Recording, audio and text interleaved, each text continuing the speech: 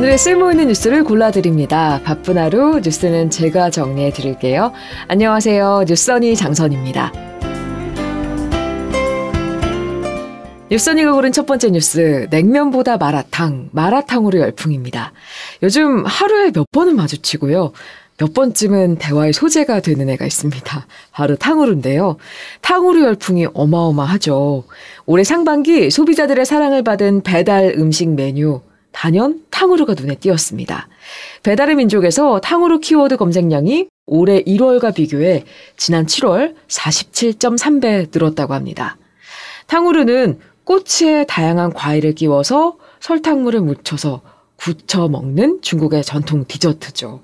탕후루 인기가 배달 수요로도 이어지면서 탕후루가 검색어 순위 3위를 차지했습니다. 우한 형제들은 올 가을 겨울 식문화 트렌드를 예측한 배민 트렌드 2023 가을 겨울편을 발표했는데 이런 내용이 담겼습니다.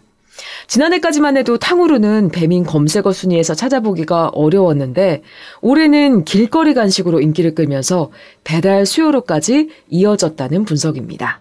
배민은 탕후루가 갑자기 뜨게 된 배경을 ASMR에서 찾았습니다.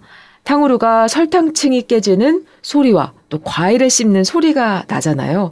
이걸 ASMR로 활용한 영상이 늘면서 탕후루의 인지도가 높아졌고 젊은 소비자들의 눈길을 끌었다는 거죠. 그리고 수년간 이어졌던 마라탕의 인기, 여름에도 식지 않았습니다. 배민이 공개한 7월 검색어 순위 1위가 마라탕이었어요. 여름의 강자, 냉면을 제쳤고 3위는 탕후루였습니다. 전통의 강호 떡볶이와 치킨 각각 4위, 5위였습니다. 이렇게 중국 음식 열풍이 불자 마라탕 가게에서 후식 메뉴로 탕후루를 추가해 판매하는 경우도 생겨났다고 하죠. 하지만 최근에 이렇게 탕후루가 인기를 끌면서 새로운 걸칫거리도 생겼습니다. 바로 탕후루를 다 먹고 남은 꼬치와 종이컵인데요. 탕후루를 사서 그 자리에서 먹지 않고 돌아다니면서 먹다가 다 먹으면 아무렇게나 쓰레기를 버리는 사람들이 많아진 거죠. 꼬치같이 뾰족하고 긴 쓰레기들이 쓰레기통이나 길거리에 이렇게 아무렇게 버려져 있어서 보기 좋지 않은 데다가 설탕 때문에 벌레들이 꼬이기도 한다고 합니다.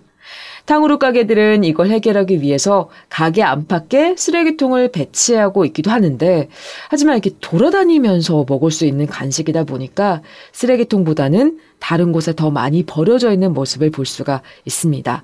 드시는 분들 주의를 해야 될 것 같아요.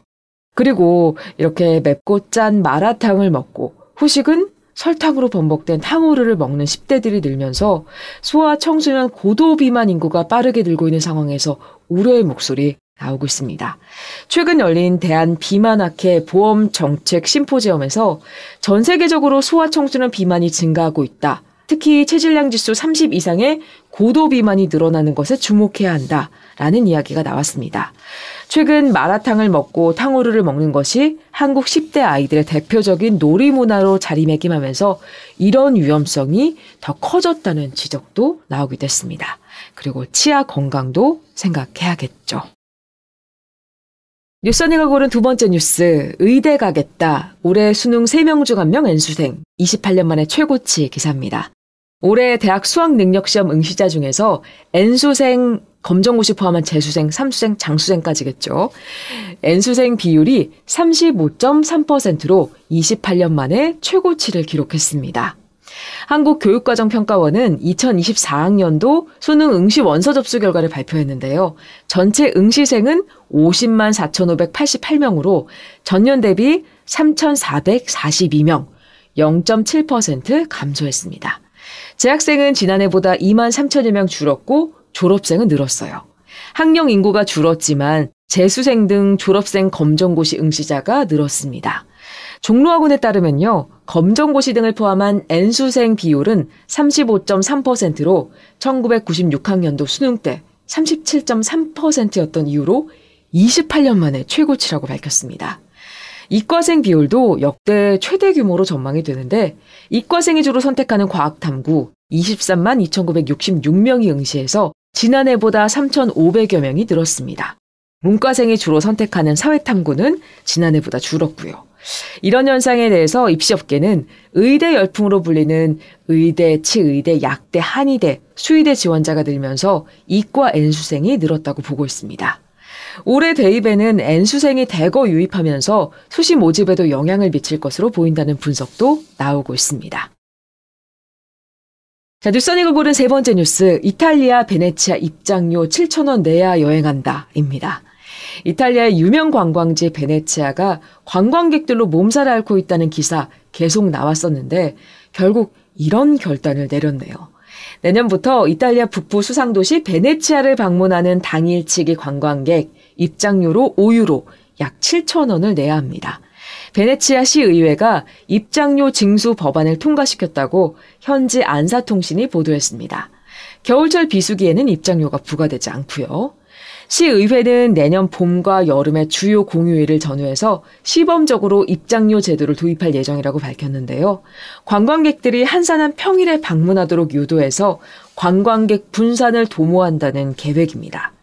이번 입장료 부과 조치는 관광객 과밀 현상만 초래할 뿐 지역 경제에는 도움이 되지 않는 당일치기 관광객을 대상으로 했습니다. 베네치아에서 숙박하는 관광객은 별도의 QR코드를 받아서 입장료를 내지 않아도 됩니다. 베네치아가 속한 베네토주 주민과 14세 미만 방문객도 무료고요. 학업이나 업무상 이유로 방문하는 경우도 입장료가 면제됩니다. 베네치아시 경찰과 공인검사원은 무작위로 사람들을 검사해서 해당 QR코드가 없을 경우 50유로, 약 7만 원이죠. 50유로에서 300유로, 약 42만 원의 벌금을 부과할 예정입니다. 베네치아 시의원은 베네치아에서 거주하는 사람들의 권리와 도시를 방문하는 사람들 사이에 새로운 균형을 찾기 위한 조치라고 말했습니다. 시의회에서 법안을 심의하는 동안 약 200여 명의 시민이 시위를 벌였다고 해요. 시위대는 입장료는 우리를 구할 수 없다. 우리는 집과 일자리, 낮은 임대료를 원한다고 주장했습니다.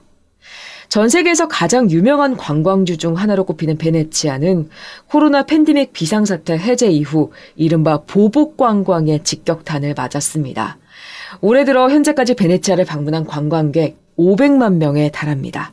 이 때문에 집값과 생활 물가가 치솟으면서 원주민들은 점차 베네치아를 떠나고 있죠. 베네치아 역사지구의 인구는 1961년 13만 명 이상이었지만 지난해 8월에는 5만 명 미만으로 줄어들었습니다. 도시가 관광 세트장처럼 변해가자 베네치아 당국은 결국 칼을 빼들었습니다. 이런 대책이 도움이 될 수 있을지 지켜봐야겠습니다. 자, 뉴스언니가 준비한 소식은 여기까지입니다. 오늘 하루도 행복하세요.